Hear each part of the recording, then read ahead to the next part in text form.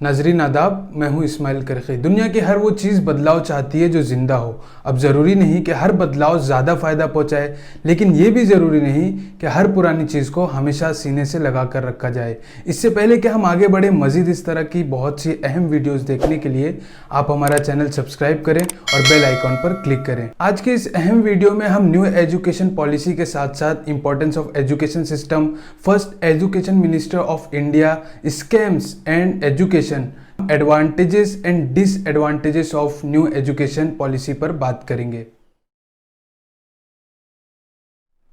किसी भी देश का सबसे पहला और बड़ा इन्वेस्टमेंट अपनी जनरेशन की एजुकेशन पर होता है। लिहाजा दुनिया के जिस मुल्क का एजुकेशन सिस्टम जितना अच्छा होगा, वो मुल्क उतनी ही तेजी से तरक्की करेगा। क्या आपको मालूम है 100 countries with the best higher education system में हमारा मुल्क 92 नंबर पर है। यानी जो देश दुनिया में आबादी के लिहाज से दूसरा सबसे बड़ा मुल्क है, इस मुल्क का एजुकेशन सिस्टम क्वालिटी में दुनिया के 92 नंबर पर आता है। लेकिन ऐसा भी नहीं है कि हमारे देश में सब तीखा तीखा है। आज़ादी के बाद हमारे देश ने बहुत से मैदानों में बेहतर एजुकेशन सिस्टम की वजह से तेज़ी के साथ तरक्की की है। 2011 तक भारत में 74% पॉपुलेशन लिटरेसी में आ चुकी थी। भारत की इकोनॉमी और इंडस्ट्री को बूस्ट करने में भी इंडियन एजुकेशन सिस्टम ने ज़बरदस्त किरदार अदा किया है। जबकि मेडिकल इंडस्ट्री में भी भारत ने खूब तरक्की किया। भारत से पढ़े हुए लोग दुनिया भर की बड़ी बड़ी कंपनियों में जॉब भी करते हैं। नासा, गूगल, माइक्रोसॉफ्ट जैसी बड़ी बड़ी कंपनियों में भारतीयों को बहुत ज्यादा अहमियत दी जाती है। लेकिन यह भी सच है कि वक्त के साथ साथ हमारे एजुकेशन सिस्टम में बदलाव की सख्त जरूरत थी ताकि वो पहले से ज्यादा बेहतर और मुफीद हो। जाहिर सी बात है कि जो मुल्क एजुकेशन क्वालिटी पर ध्यान देगा वही मुल्क हर मैदान में तरक्की करेगा, क्योंकि एजुकेशन किसी भी मुल्क की इकोनॉमी के लिए रीढ़ की हड्डी की तरह होता है। लिहाजा जितना अच्छा एजुकेशन सिस्टम उतना मजबूत देश। आज़ाद भारत में एजुकेशन की बात करें तो हमारे सबसे पहले एजुकेशन मिनिस्टर मौलाना अबुल कलाम आज़ाद हैं, जो फ्रीडम फाइटर्स के ज़बरदस्त लीडर भी रह चुके हैं। मौलाना आज़ाद 1947 से 1958 तक वजीर तालीम रहे। उन्होंने भारत में एजुकेशन फील्ड में की रोल प्ले किया है। मौलाना आज़ाद ने IIT और UGC को कायम किया, जिसने पूरे मुल्क भर में तरक्की की रूह फूंक दी। मौलाना ने Indian institute of science, Delhi university और जामिया मिलिया के अलावा संगीत नाटक एकेडमी, साहित्य एकेडमी, ललित कला एकेडमी जैसे नहायत अहम यूनिवर्सिटीज़ का आगाज़ किया। इन यूनिवर्सिटियों ने पूरे भारत में तरक्की की एक नई लहर दौड़ा दी। इसी तरह मौलाना आज़ाद ने माइनॉरिटी कम्युनिटी के जरिए औरतों, गरीबों, पिछड़े जातियों और इन जैसे गरीब लोगों के लिए तालीम का रास्ता हमवार किया। मौलाना का मानना था कि जब तक 100% हिंदुस्तानी तालीम याफ्ता नहीं हो जाते, मुल्क तरक्की नहीं कर सकता। इसीलिए मौलाना तालीम को हर हिंदुस्तानी का फंडामेंटल राइट समझते थे। मौलाना का कहना था कि हमें उस वक्त तक तालीम पर काम करते रहना है जब तक हर हिंदुस्तानी इतना तालीम हासिल कर ले जिससे वो बतौर हिंदुस्तानी शहरी अपने तमाम हुकूक और जिम्मेदारियों को जान ले। आज़ादी के बाद से हमारे देश में अब तक 3 मरतबा एजुकेशन सिस्टम को अपडेट किया गया है। सबसे पहले 1968 प्राइम मिनिस्टर इंदिरा गांधी के दौर में, दूसरी मरतबा 1986 में जब राजीव गांधी भारत के प्राइम मिनिस्टर थे, और अब 2020 मिस्टर मोदी के राज में, जो कि एजुकेशन सिस्टम के बदलाव का अब तक के सबसे बड़ा बदलाव है। प्राइम मिनिस्टर नरेंद्र मोदी के दौर में जब भी कोई नया कानून या नई पॉलिसी आती है तो लोग डर जाते हैं, क्योंकि एक्सपर्ट्स के हिसाब से जब भी कुछ नया आया है तो इम्प्लीमेंटेशन के बाद उसके रिजल्ट्स वैसे नहीं साबित हुए जैसा कि बताया जाता है। बहरहाल न्यू एजुकेशन पॉलिसी को लेकर बहुत से लोगों का मानना है कि ये एक जबरदस्त बदलाव है। वहीं बहुत से लोग इसे एक ब्लंडर भी कह रहे हैं, क्योंकि इनका मानना है कि इस पॉलिसी के जरिए एक खास तबके को खुश करने की कोशिश की गई है। चूँकि तालीम मुल्की और कौमी तरक्की में नहायत अहमियत रखती है, इसलिए इस पर जितना खर्च किया जाए कम है। लेकिन अफसोसनाक बात यह है कि आज़ादी के बाद से हमारे देश में करप्शन रेट तेज़ी से दिन ब दिन बढ़ता जा रहा है। इसीलिए टैक्स पेयर के पैसे सही जगह यूज़ नहीं हो पा रहे। हमारे मुल्क में अब तक कई बड़े बड़े घोटाले हो चुके हैं और मुसलसल हो रहे हैं। अगर इन घोटालों पर रोक लग जाए तो भारत दुनिया का अमीर तरीन मुल्क बन जाएगा। अब आप घोटालों की लिस्ट को स्क्रीन पर गौर से देखें।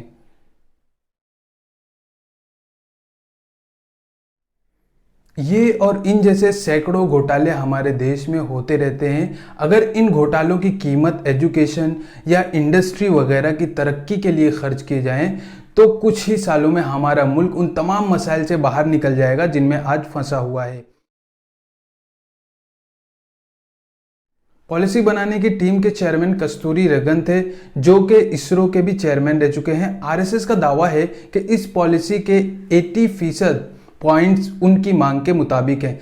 इससे पहले हमारे मुल्क में 10+2 का एजुकेशनल स्ट्रक्चर था। इसका फ़ायदा ये था कि 10 साल तक बच्चा बेसिक पढ़ाई करता था, फिर 12th में अपनी पसंद के हिसाब से साइंस, कॉमर्स या आर्ट्स लेता था। तब ह्यूमन रिसोर्स मिनिस्ट्री तालीमी सरगर्मियों की निगरानी 12 साल तक करती थी। यानी हर स्टेट का अलग अलग बोर्ड था जो अपने एतबार से सब्जेक्ट्स वगैरह के अलावा सभी इंपॉर्टेंट एजुकेशनल इवेंट का जिम्मेदार होता था, जैसे Maharashtra board, UP board, Delhi board वगैरह। लेकिन यही पॉइंट इस सिस्टम की कमजोरी भी थी। बच्चा 10वीं तक बेसिक पढ़ाई करता था, फिर अचानक 11th में उसे स्पेसिफिक सब्जेक्ट चूज करना पड़ता था। 95% बच्चों को मालूम ही नहीं होता था कि इन्हें लेना क्या है, क्योंकि स्कूल बच्चों में ये सलाहियत पैदा करने में नाकाम रहता था कि बच्चा खुद कोई सब्जेक्ट चूज कर सके, और घर वाले भी अक्सर ये कैपेबिलिटी नहीं रखते थे कि वो बच्चे को गाइड कर सकें। इसलिए बच्चों को आगे चलकर परेशानियों का सामना करना पड़ता था। ऐसे में जिसके मार्क अच्छे आए वो साइंस, जिसके नॉर्मल थे वो कॉमर्स, और जिसके बहुत कम आए वो आर्ट्स में चला जाता था। और स्टूडेंट को जब पता चलता था कि इनके लिए कौन सी स्ट्रीम बेहतर थी, तब तक बहुत देर हो चुकी होती थी। एक बार सब्जेक्ट चुन लेने के बाद ग्रेजुएशन तक उसे उसी सब्जेक्ट में रहना पड़ता था। ऐसे में कॉमर्स स्टूडेंट के लिए इंजीनियरिंग के रास्ते बंद हो जाते थे। इसी तरह साइंस और आर्ट्स स्टूडेंट के लिए कॉमर्स स्ट्रीम के दरवाजे बंद हो जाते थे। अब ये नई पॉलिसी इस सिस्टम को खत्म करके 5+3+3+4 का एजुकेशनल स्ट्रक्चर नाफिज करती है। यानी पहले 5 साल फाउंडेशन स्टेज, जिसमें 3 साल की उम्र में दाखिला होगा। शुरू के 3 साल प्ले सेशन होगा, यानी बच्चे को स्कूल आकर खेल कूद करना है। इन 3 सालों में कोई भी इम्तिहान नहीं होगा, ना ही कोई यूनिफॉर्म। इसे हम प्ले या प्री प्राइमरी जैसा मान सकते हैं। फिर अगले 2 साल में पढ़ाई शुरू होगी, लेकिन इम्तिहान नहीं होगा, यानी फर्स्ट और सेकंड क्लास मुकम्मल होगी।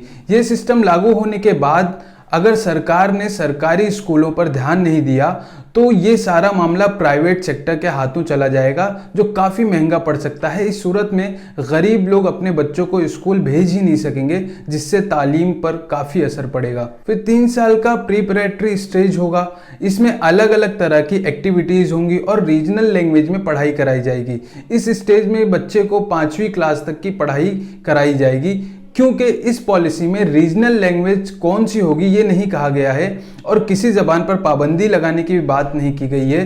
तो ये समझना मुश्किल है कि आखिर रीजनल लैंग्वेज की क्या हैसियत होगी। अब सवाल ये है कि सारे सब्जेक्ट रीजनल लैंग्वेज में होंगे या सिर्फ एक। लिहाजा मुमकिन है कि हर सूबे में अपनी अपनी ज़बान को अहमियत दी जाए। ऐसा हुआ तो आगे चलकर हमारे हायर एजुकेशन सिस्टम में स्टूडेंट को इंग्लिश को लेकर प्रॉब्लम हो सकती है, क्योंकि आगे का सारा मामला इंग्लिश पर जाकर अटक जाता है। इस प्रिपरेटरी स्टेज में आकर इम्तिहानात की शुरुआत होगी। अब आता है 3 साल का मिडल स्टेज। पॉलिसी के मुताबिक इसमें बच्चे को कंप्यूटर सॉफ्टवेयर की हल्की फुल्की मालूमात दी जाएगी। कहा जाता है कि सॉफ्टवेयर कोडिंग भी सिखाई जाएगी, लेकिन इससे पहले भी कंप्यूटर के नाम पर स्टूडेंट को सिर्फ पेंट करना या MS ऑफिस पर नाम लिखना सिखाया जाता था। फिर बच्चे की पसंद के हिसाब से वोकेशनल या टेक्निकल कोर्सेज सिखाए जाएंगे, जैसे सिलाई, कढ़ाई, कुकिंग वगैरह। ये एक बेहतरीन चीज है। इम्तिहानात सिर्फ रटे रटाए सवाल जवाब पर नहीं होगा, बल्कि हर तरह से बच्चे की एबिलिटी देखी जाएगी। साल भर की सभी एक्टिविटीज पर मार्क्स सिस्टम होगा और फिर मैथ्स, साइंस और आर्ट्स जैसे सब्जेक्ट्स भी पढ़ाए जाएंगे। यानी जैसा पहले मैथ्स, साइंस के अलावा इकोनॉमिक्स और सोशल साइंस वगैरह था, इसे 6 क्लास से 8 क्लास तक काउंट किया जा सकता है। इसमें इंडियन लैंग्वेज लेना जरूरी है। ऐसे में हिंदी या संस्कृत को जरूरी करार दिया जा सकता है। इससे मौलाना अबुल कलाम आज़ाद के नज़रिए की मुखालिफत भी होगी, जिसमें उनका कहना था कि हिंदुस्तान में किसी भी एक ज़बान को ज़रूरी करार देना यहाँ पर तालीमी निज़ाम को ख़राब कर देगा, क्योंकि हमारे मुल्क में कई सौ ज़बानें बोली जाती हैं। लिहाजा जहां जो जबान बोली जाती हो वहां इसी जबान को रहने दिया जाए। पॉलिसी के हिसाब से इंडियन वैल्यूज एंड कल्चर को स्कूल में प्रमोट किया जाएगा, लेकिन ये वैल्यूज और कल्चर क्या होंगी ये अहम है, क्योंकि अगर मनुस्मृति या इस जैसे धार्मिक कल्चर को प्रमोट किया गया तो दलित, मुस्लिम, सिख, ईसाई, लिंगायत समाज, आदिवासी, बुद्ध मत और पारसी वगैरह दूसरे तमाम मजाहिब और जाति के लोगों को अछूत और शूद्र बना दिया जाएगा। फिर आखिर में होगा सेकेंडरी स्टेज जो 9 से 12 तक 4 साल का होगा। इसकी सबसे अच्छी बात यह है कि इसके इम्तिहानात सेमिस्टर टाइप 6-6 महीने पर होंगे, यानी 4 साल में कुल 8 इम्तिहानात होंगे। इससे बच्चे की पढ़ाई पर काफ़ी अच्छा असर पड़ सकता है। दूसरी अच्छी बात यह है कि इसमें स्ट्रीम नहीं चुनना, यानी अगर बच्चा 6 सब्जेक्ट लेता है तो इसमें 2 साइंस, 2 कॉमर्स और 2 आर्ट्स के भी ले सकते हैं, और जब चाहे सब्जेक्ट को बदल भी सकते हैं। इससे फ़ायदा ये होगा कि स्टूडेंट खुद के इंटरेस्ट को समझ सकेगा। मज़ीद ये कि उसे जो सब्जेक्ट पसंद होंगे वो उन्हें सेलेक्ट कर सकेगा। फिर इसका एक बेहतरीन पहलू ये भी है कि इसमें रटने वाले सिस्टम को ख़त्म कर दिया जाएगा। मतलब अब बच्चों को कॉन्सेप्ट समझना होगा और उसी हिसाब से क्रिटिकल थिंकिंग को प्रमोट किया जाएगा। एक और ज़बरदस्त ऑप्शन फॉरेन लैंग्वेज का है। अगर बच्चा किसी गैर मुल्की ज़बान को सीखना चाहे तो वो भी ऑप्शन दिया जाएगा। अब समझते हैं ग्रेजुएशन को। पहले 12th के बाद 3 साल का ग्रेजुएशन होता था। चूंकि स्ट्रीम सिस्टम था इसलिए उस वक्त साइंस वाले बीएससी, कॉमर्स वाले बीकॉम और आर्ट्स वाले बीए की डिग्री पाते थे, लेकिन अब ऐसा नहीं है। अब ग्रेजुएशन के लिए स्ट्रीम नहीं चूज करना है और ना ही 3 साल मुकम्मल करने की ज़रूरत है। अगर कोई स्टूडेंट 1 साल पढ़कर ही छोड़ना चाहे तो उसे ग्रेजुएशन सर्टिफिकेट दिया जाएगा। 2 साल मुकम्मल करने पर ग्रेजुएशन डिप्लोमा के नाम से सर्टिफिकेट बनाया जाएगा और 3 साल करने पर डिग्री दी जाएगी। अब अगर किसी को पीएचडी वगैरह करना है तो 1 साल और पढ़कर ग्रेजुएशन रिसर्च की डिग्री लेनी होगी। फिर पोस्ट ग्रेजुएशन के लिए 2 साल लगाना होगा, लेकिन जिन लोगों ने रिसर्च किया है उन्हें सिर्फ 1 साल ही पढ़ना होगा। इसलिए एमफिल खत्म करके डायरेक्ट पीएचडी का सिस्टम बना दिया गया है। हर हुकूमत यही दावा करती है कि वो हमारी जीडीपी का 6% हिस्सा तालीम पर खर्च करेगी, लेकिन मुश्किल से 3% खर्च होता है। बाकी यहाँ वहाँ के घोटालों में चला जाता है। इस मर्तबा भी यही वादा किया गया है।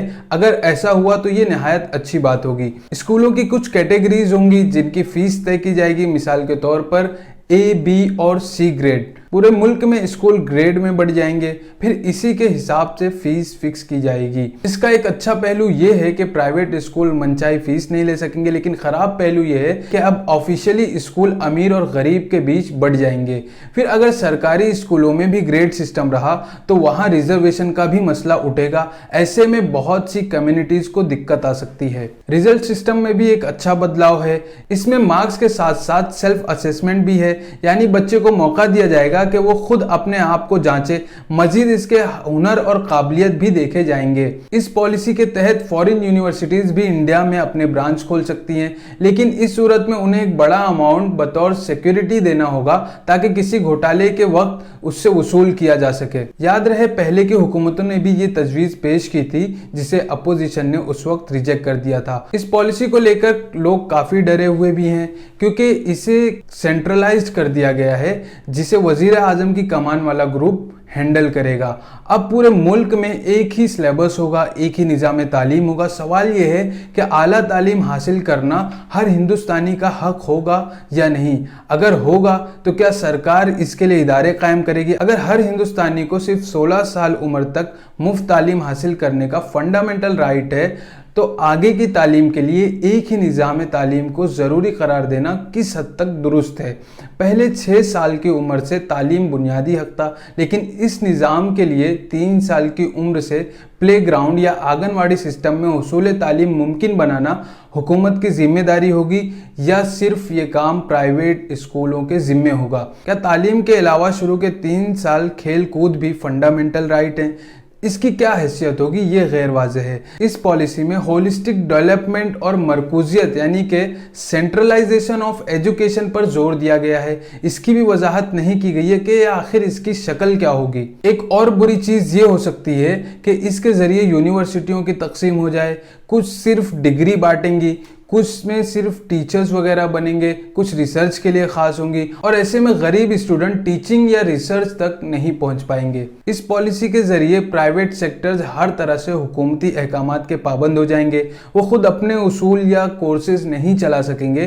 टोटल 15,000 कॉलेजेस होंगे जिनके अंडर में क्लस्टर सिस्टम जैसे छोटे बड़े कॉलेजेस होंगे। ऐसे में ब्रांच सिस्टम को बढ़ावा मिलेगा क्योंकि यूनिवर्सिटीज़ में अब एग्जीक्यूटिव काउंसिल की जगह बोर्ड ऑफ गवर्नर का सिस्टम होगा। इसलिए डिसीजन मेकिंग लेवल में डेमोक्रेटिक तरीका खत्म हो जाएगा। इस पॉलिसी में गवर्नमेंट फंडिंग का कोई खास वादा नहीं किया गया है, लिहाजा बहुत सी यूनिवर्सिटीज का फ्यूचर खतरे में पड़ सकता है। इस पॉलिसी में कहीं भी किसी के लिए भी रिजर्वेशन का जिक्र नहीं किया गया है, लिहाजा जिन्हें अब तक रिजर्वेशन हासिल था उनका क्या होगा, स्टूडेंट एंड टीचर्स को किन बुनियादों पर लिया जाएगा, इसका जिक्र वाज़ेह अंदाज में नहीं किया गया है। 2022 तक इस पॉलिसी की वजह से उन तमाम टीचर्स को स्कूलों से निकाल दिया जाएगा जो एग्रीमेंट सिस्टम पर जॉब करते हैं। एक अलग निज़ाम बनाया जाएगा जिसके ज़रिए पहले कोर्स होगा, फिर इम्तिहानात, फिर इंटरव्यू, फिर डेमो लेक्चर्स होंगे। जिन्हें रीजनल लैंग्वेज नहीं आती उन्हें जॉब हासिल करने में